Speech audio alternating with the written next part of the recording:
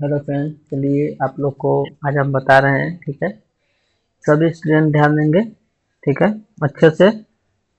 कोई डाउट है तो आप सभी लोग बताइएगा। ठीक है, यहाँ से आप लोग को इतना तो समझ में आ गया है। ठीक है, यहाँ से देख लीजिए।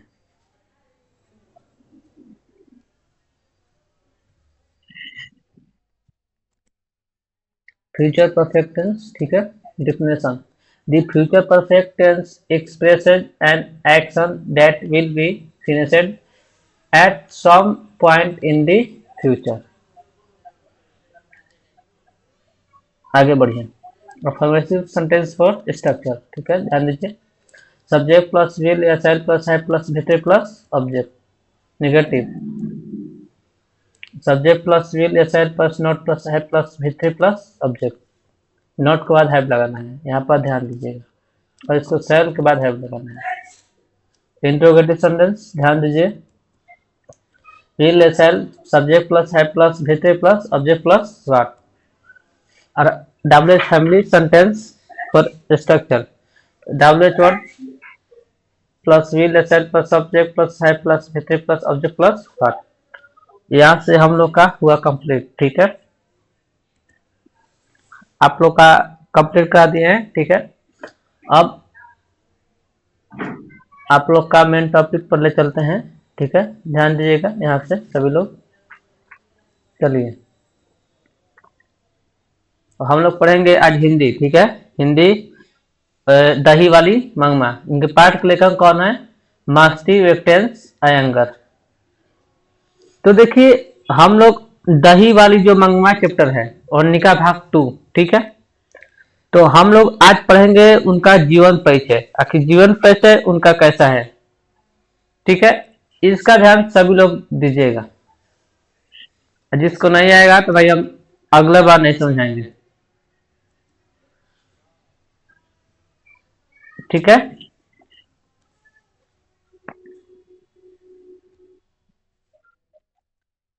इसलिए बोल रहे हैं अच्छे से ध्यान दीजिएगा सभी लोग। ठीक है, चलिए बढ़ जाए आगे की ओर। ठीक है, चलिए ध्यान दीजिए। इनका लेखक नाम है श्रीनिवास। क्या नाम है? श्रीनिवास। जीवन परिचय: लेखक श्रीनिवास का जन्म कहाँ हुआ था? कर्नाटक के कोलार में। कितना जन्म? 6 जून 1891 ईस्वी में हुआ था। इनका पूरा नाम मास्टी वेटेंस अयंगर था।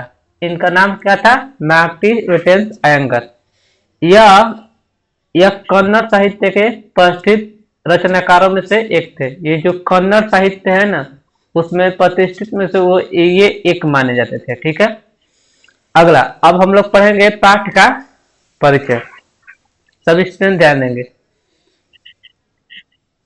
यहाँ से हम लोग क्या जानेंगे? हम लोग पाठ का परिचय जानेंगे। ठीक है, ध्यान दीजिएगा। अब देखिए पाठ का परिचय: प्रस्तुत कहानी दही वाली मंगमा भावना प्रधान प्रधान कहानी है। कैसी कहानी है? भावना प्रधान कहानी है। इनमें दो पीढ़ियों की भावनाओं को लेखक ने बड़े ही स्वाभाविक ढंग से प्रस्तुत किया है।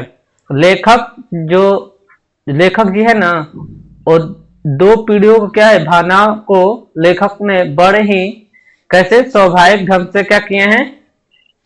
प्रस्तुत किए हैं इस लेखक को। ठीक है, कहानी एक दही बेचने वाली की है। कहानी किसकी है? एक दही बेचने वाली, जो दही बेचने वाली गांव में होती है ना, दही ले लो कहती है ना, उनकी कहानी है ये। ठीक है, जो परिवार में सब पर अपनी ठाक जमाना चाहती है। वो क्या जमाना चाहती है? ठाक जमाना चाहती है। जबकि बहू अपने अधिकार का त्याग करना अपना अपमान समझती है। उनकी बहू का क्या नाम है? नजमा। नजमा ऐसे ही नाम है, बहू का नाम नजमा। ठीक है, वो जो उनकी बहू अपने अधिकार का त्याग करना और क्या क्या समझती है? अपमान समझती है कि ये अपमान है। कहानी का सारांश, कहानी का आरंभ दही वाली मंगमा के क्या बेचने से शुरू होता है? दही बेचने से शुरू होता है। यहाँ से सब स्टूडेंट समझ में आया आप सभी लोग को? कोई डाउट है? चलिए अब सभी लोग आगे बढ़िए। किसी को डाउट नहीं ना है? चलिए अब हम पढ़ेंगे पाठ का सारांश।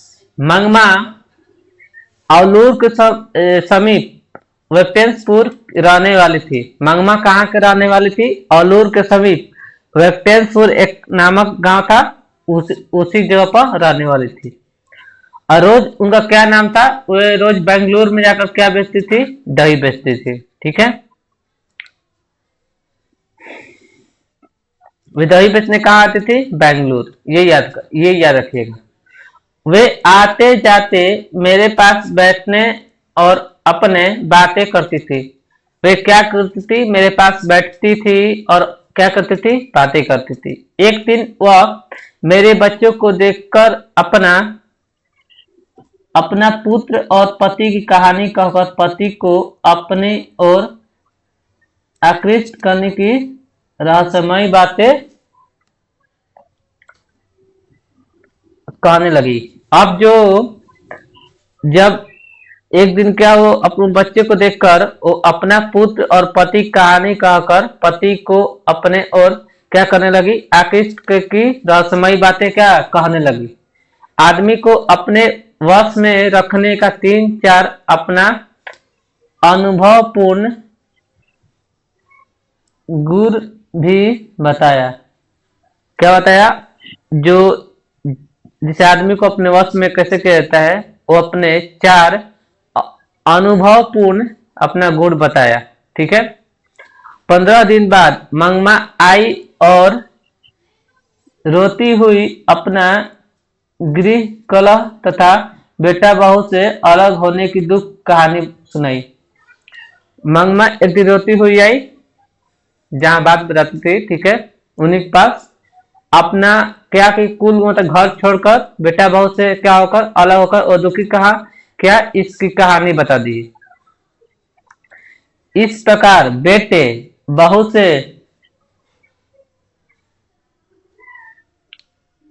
विरक्त होकर अपने जोड़े हुए पैसे को अपने साज श्रृंगार पर खर्च करने लगी। इस प्रकार जो बेटे के पैसे से बहू क्या कही थी? रिश्वत या विश्वत कुछ भी कहे, विरक्त होकर अपने जो जुड़े हुए पैसे थे वो अपने साज श्रृंगार पर का जो श्रृंगार है औरतों का, वो क्या करने लगी? अपने पर खर्च करने लगी। ठीक है, आगे बढ़ा जाए। इससे वह खुद लोगों को क्या आलोचना के ये लोगों को क्या होने लगा? अब कुछ जो लोग हैं उन लोगों में आलोचना की बात ये क्या होने लगी, बन गई। ठीक है, आगे देखिए।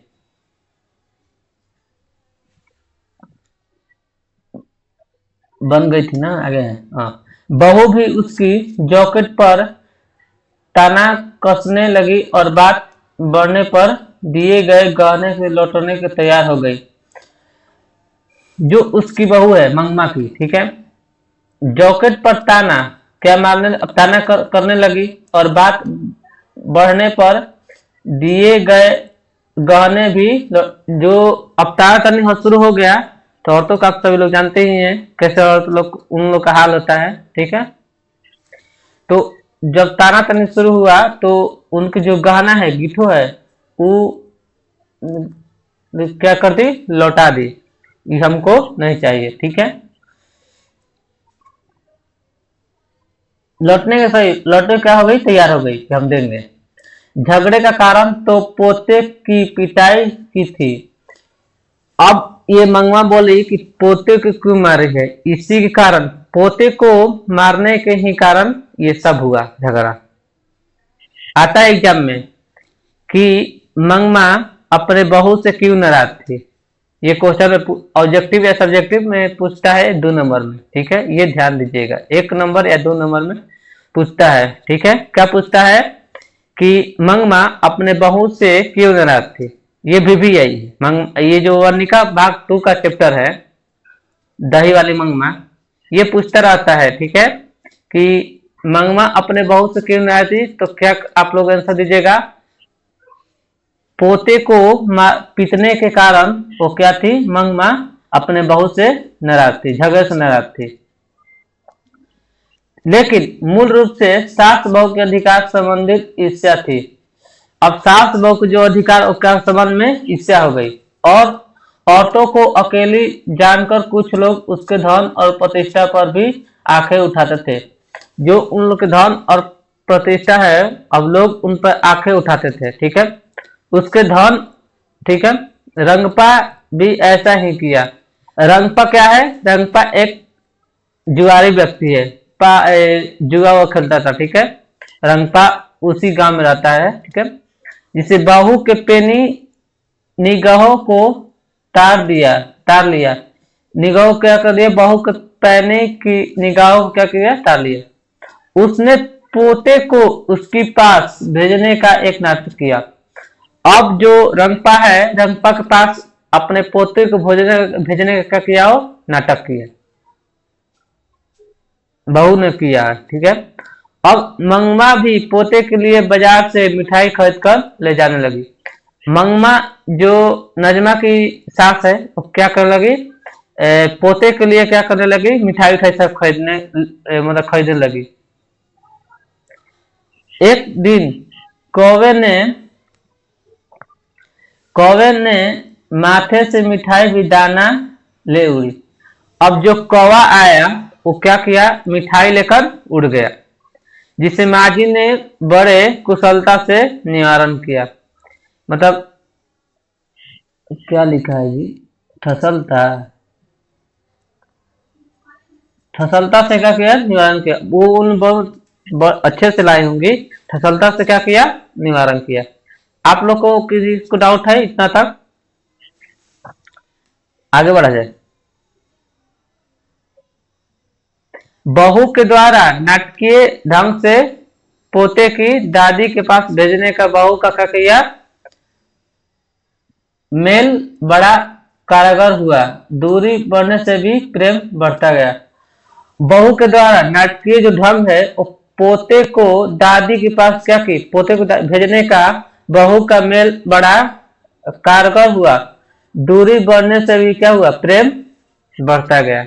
बात क्लियर आ रही समझ में? मानसिक तनाव घटता है। जो मतलब दिमाग जो होता है ना, जो मानसिक रूप से जो आदमी सोचता है, जो मतलब वो तनाव क्या होता गया? तनाव घटता गया। इतना ध्यान रखने का, ठीक है। हुआ भी ऐसा ही। मंगमा को भी बहू में सौहार्द, बेटे और पोते में स्नेह नजर आने लगी। अब जो मंगमा क्या है? अब मंगमा विमान में सौहार्द, बेटे और पोते से क्या आने लगी?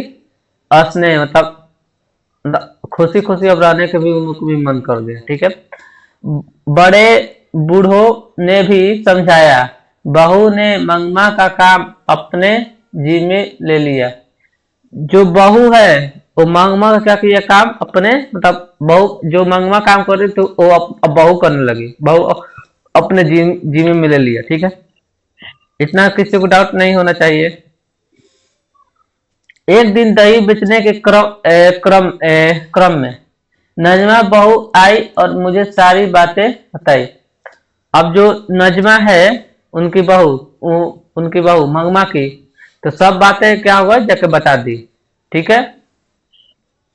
उसने परिवार का जमा पैसा लूट जाने के भय के कारण बहू बड़ी कुशलता से पुनः परिवार के शांति स्थापित कर लिया।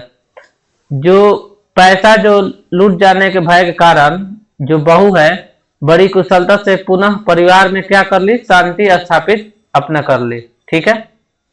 पूछता है मंगमा नजमा से लड़ने का कारण क्या था? झगड़ा करने का कारण क्या था? तो आप लोग का ये क्वेश्चन में आता है, नहीं आएगा तो हम एक्स्ट्रा आप लोग को इसमें देंगे, ठीक है। और फिर आगे पढ़िए। फिर पहले की तरह रहने लगी। मंगमा जैसे पहले की थी, नजमा जैसे पहले रहती थी, अब फिर भी वैसे रहने लगी। पहले की तरह।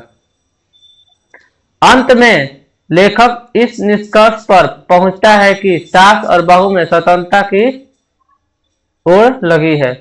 बस जो सास और बहू में जो स्वतंत्रता है ना, वो क्या है, अभी ओर लगी है। उसमें माँ बेटे और पति पत्नी है। उसमें लेखक क्या बोलते हैं, उसमें माँ बेटे और पति पत्नी है। ठीक है, माँ बेटे पर से अपना अधिकार नहीं छोड़ना चाहती थी। जो माँ होती है वो अपने बेटे से मतलब जो बेटे पर जो अधिकार था वो क्या मतलब अधिकार नहीं चाहती, छोड़ना नहीं चाहती थी वो। ठीक है, तो बहू पति पर अपना अधिकार जमाना, जो बहू है, अब बहू जो जैसे माँ है वो अपने बेटे का मतलब जो अधिकार है वो छोड़ना नहीं चाहती थी, वैसे ही जो बहू है पति पर अधिकार मतलब जमाना चाहती है। अब पति पर वो अधिकार, यह सारे संसार का ही किस्सा है। अब ये किसका किस्सा है, सब भगवान का संसार का किस्सा है। और आप लोग का ये दही वाली मंगमा चैप्टर खत्म हो गया। ठीक है, और हम लोग कल चैप्टर नंबर 2 पढ़ेंगे। ठीक है, और आप लोग का ऑब्जेक्टिव भी अब इससे तैयार होगा। किसी को डाउट लगा तो आज के लिए इतना ही, मिलेंगे हम लोग नेक्स्ट क्लास के लिए। तो बहुत बहुत धन्यवाद आप सभी लोग को, थैंक यू।